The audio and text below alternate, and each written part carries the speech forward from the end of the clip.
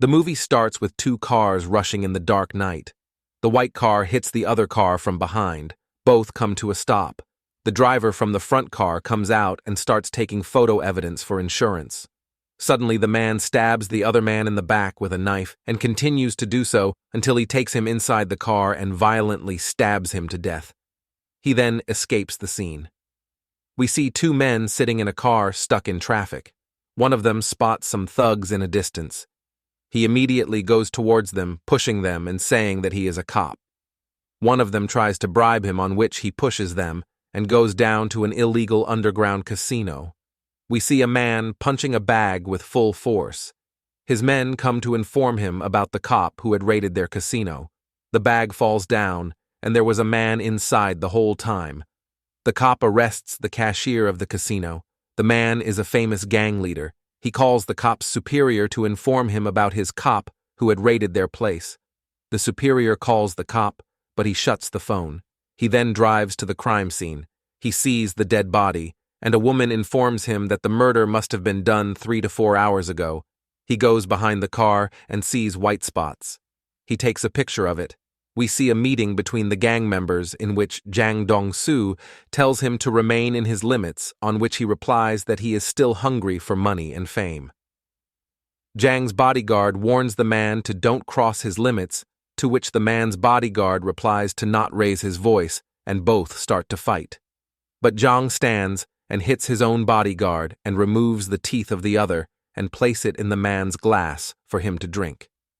There is a police investigation going on in which no one was sure about the killer and wanted to close the case by awarding him a robbery-murder case, but Jung Tae-seok shows his superior a photo evidence of similar murders which happened before with same knife kill. He also shows the wounds with the same depth. Jung Tae-seok says that it is a serial killer, on which his superior gets angry that it is not America and does not listen to him.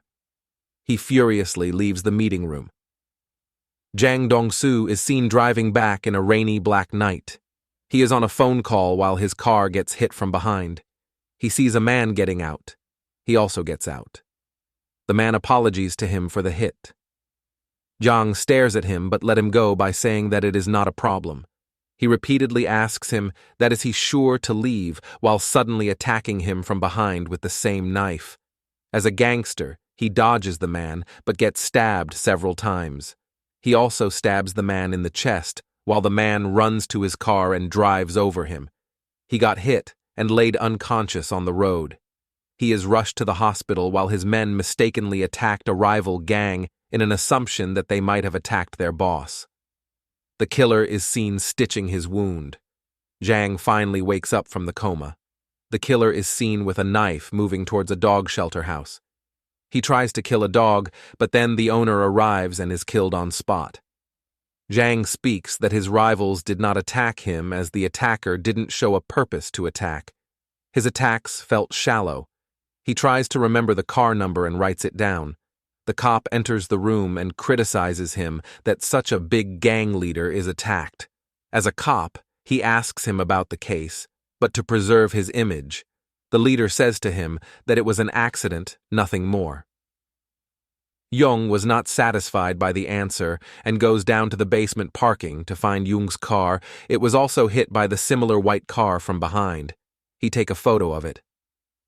Her Swang-do, his rival, came to inquire about him. He tells Jang if it would have been him, then he would not be alive. Jung pleads his superior about the serial killer and asks him to give him just 2 men, on which he is again furious that he is being childish. The killer is seen again on a truck station. Yang gets his sketch ready to catch him.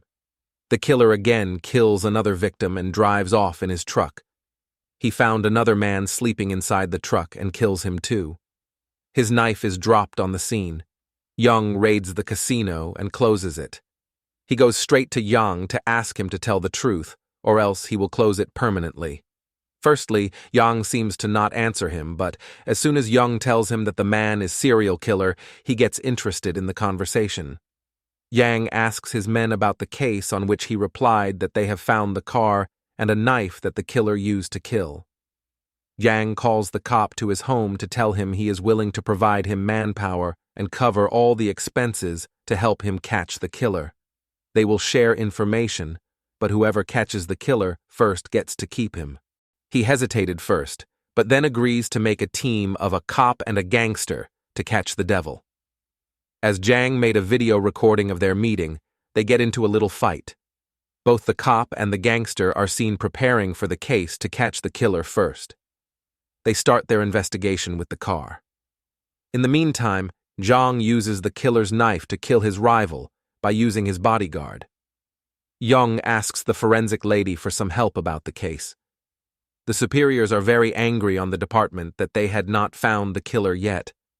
Young gets a call from the lady that he was right about the serial killer, as the knife had all the DNA from the previous murders. It is declared all over the news about the serial killer that it was one man behind all the kills. The government appoints special police to the station. Zhang comes to a funeral of his rival He. When Zhang was eating on the funeral, the killer was also there watching him. He stands and gave a paper to He's guard that He was killed by his knife by someone else. The killer again kills another man by the same method. Zhang and the cop were investigating the car when they had an attack by some people armed with knives. Zhang and the cop fought with them. Young accidentally killed He's guard, on which he was screaming. All the bodies of the killed victims were buried in Zhang's building. Young is given an order by his superior on catching a kidnapper. He refused but was scolded by his superior. He ended up taking the case. They were tracing the kidnapper when he said to the lady to drop the bag to a shop. The cops were on the roof watching closely when they saw the kidnapper also watching from far in a cap. They started running towards him to catch him, but he outrun the cops. They then came to the lady of the shop to ask her about him, on which she said that he gave her money to take the bag, and that's all. But she said that he drank a bottle, on which the cop now tried to trace his fingerprints, but they had huge work ahead. The cop found the results and came to know about the person. He then went to his home to investigate about him. He entered a room full of smell. He spotted some books of human drawings and chemicals to mismatch his fingerprints. He found a family photo of the kidnapper who happens to be the same serial killer. He immediately calls his team to work. He also calls Zhang and let him listen to the voice from the kidnappers, to which he recognizes him. Now we see the cops and gangsters working on catching the serial killer. They are working on the case with full force, searching every possible place, asking everybody about the man. Zhang in the rain sees a student and asks her to take his umbrella. She sits in the bus and goes.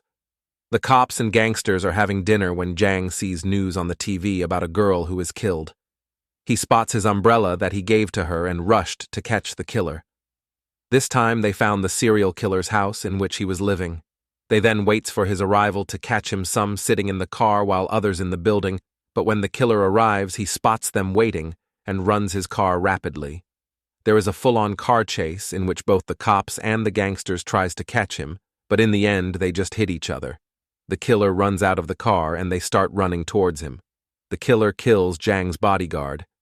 Zhang searches him inside a dancing club when he suspects some ladies singing. In fear, he just runs into the door where the killer was killing another woman.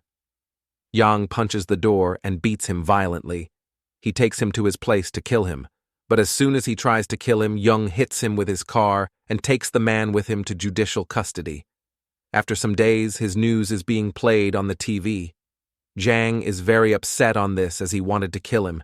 He had a small interrogation. He speaks the truth, but in court, there was no evidence against him, and he was to be released.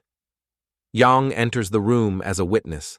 In the background, the cop convinces him to surrender himself and to testify against the killer, as he is the only living witness of the killer. Yang tells the judge about him and also shows his sketch that he made previously just after the attack. He also shows his body, all his wounds on his body, on his hands, and also when he stabbed the killer, there should also be a mark on his chest, which the killer is forced to show, and was proved to be the serial killer by court and was sentenced to life imprisonment. Zhang, by his influence, is transported to the same jail as the killer, in which then he takes his full revenge. Make sure to subscribe, turn on the notification so you can watch more interesting content like this. Thank you.